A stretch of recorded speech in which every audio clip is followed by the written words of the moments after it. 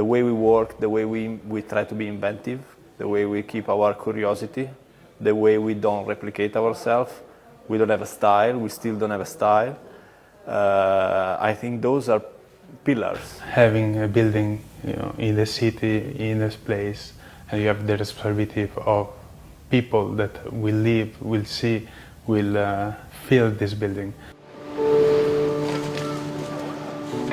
It's more about how meaningful they are. And by meaningful, it can be meaningful for a certain group of people, meaningful for a city, meaningful for a neighborhood, meaningful for a profession.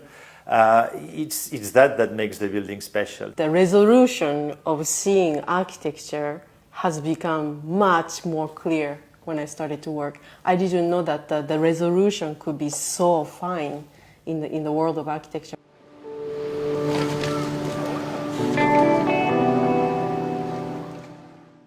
It's like a machine. It happened to you to open your engine cover of your car and to see how everything is organized, or to look how the watch is made inside. And this is the way that our architecture is made, with science, with the precision. The unicity of the building workshop is the way we work. It's the methodology of working together, how we develop the project. The space reflects the way we work.